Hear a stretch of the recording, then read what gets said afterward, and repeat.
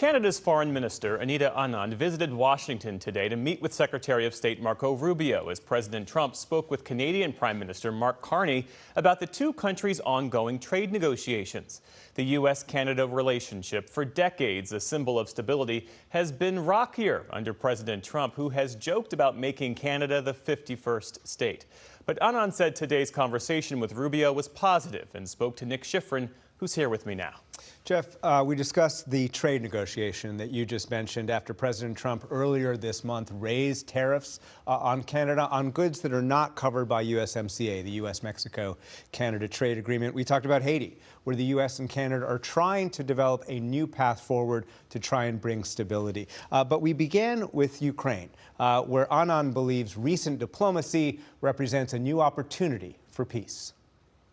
The meeting of the European leaders on Monday with President Trump does present a renewed approach to seeking peace. Our chiefs of defense staff are meeting, including Canada's, Jenny Carignan, and that is the work that the military leaders are doing right now. So yes, this is a different moment. So as you point out, President Trump has made positive statements this week about guaranteeing Ukraine's long-term security. Earlier this year, he was much more skeptical. At this point, do you believe the U.S. will help deliver the kind of security guarantee that Ukraine says it needs? Or will it be minimal, as Vice President Vance publicly suggested last night? The question of how a security guarantee or guarantees will be implemented needs to be fleshed out. There needs to be meat on the bones. And do you think the United States at this point is committed? From the words that we heard on Monday, and certainly in my conversations thereafter, I believe that we will all be at the table in that regard. Let me talk about the larger U.S. Canada relationship. Of course, most Canadians still offended, angered by President Trump's 51st state comments, mostly earlier this year. I think Canada is going to be a very serious contender to be our 51st state. When it comes to the military, Prime Minister Carney announced a review of Canada's $27 billion deal to buy more than 80 F-35s, suggesting that after an initial delivery, he might look to other countries' planes. Are you withholding that agreement because something in the U.S.-Canada relationship is leading you to think, I can't trust the United States when it comes to the F-35s? So it's somewhat inaccurate to simply move directly into the F-35 issue without taking a step back to say, what is this relationship all about? In every relationship, there are hills and there are valleys. And what we are doing as diplomats and as countries is to see through the valleys to ensure that we walk this road together. Do you describe today as a valley? Today was definitely a positive moment. My conversation with Secretary Rubio was, I will say, collaborative, cooperative, focused on areas that we will continue to dialogue and work together. With all due respect, let me ask the question again. Will Canada see through the F-35 deal?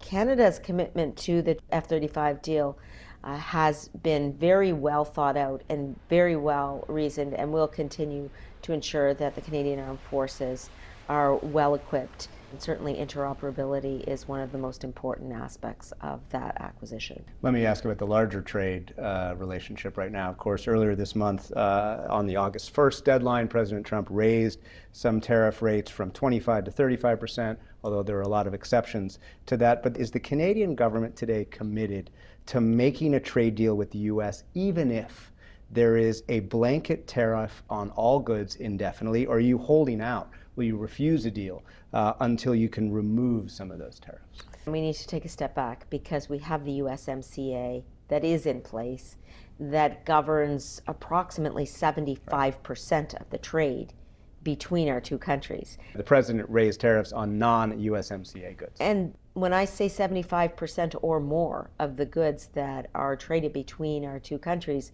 that's a significant percentage. and the trade relationship, therefore, is stronger than is often depicted. I will say, though, that steel and aluminum in Canada, for example, are being hit very hard, as are other sectors. The auto sector is another one, lumber is another one. So yes, we have concerns. And you mentioned USMCA. Next year, there will be a review. renegotiation review Yeah, we use of the USMCA. word review. Okay. But does that mean that you expect the current tariffs to remain in place until that review? Of course, we would like to have the USMCA govern all sectors the way it has been since it was put into place in 2018. But are we going to sign on to a deal that isn't the best possible deal for Canadians, Canadian workers, Canadian businesses?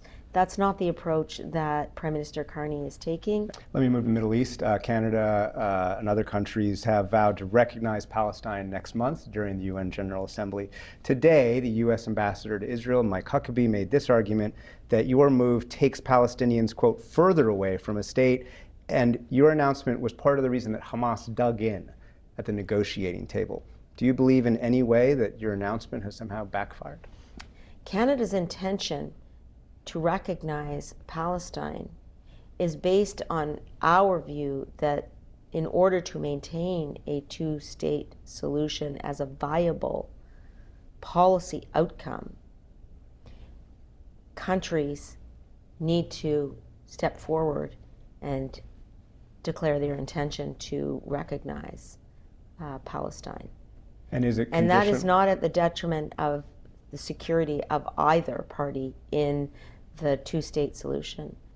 And I've been having weekly calls with the Palestinian Authority to ensure that they have a roadmap forward for the commitments that they made relating to democratization in Palestine, demilitarization in Palestine, ensuring that there is a viable Palestinian state. Is your announcement at all conditional on steps either the PA would take in the next couple of weeks before the UN General Assembly, or in fact Israel might take when it comes to the ceasefire negotiations? The announcement was predicated on the work that the Palestinian Authority said that it would do. And finally, I know that you and Secretary Rubio also discussed Haiti today. In fact, that was one of the main points that you discussed today. Is there a new roadmap, or is there a new vision for bringing security to Haiti? While we are both very grateful to Kenya for leading the multi-country mission there, there is a need to re-examine how stability can be achieved in Port-au-Prince and Haiti more generally. Let's try to involve the United Nations. Let's work on establishing a tangible presence for the United Nations in Haiti so that we can be delivering outcomes at scale. And the United Nations has that infrastructure to do things like open bank accounts, to set up offices, to have a place of employment for people who can be working on the ground. How do we ensure that this is going to be a solution, or at least an option that stands the test of time? Madam Foreign Minister, thank you very much. Thank you very much.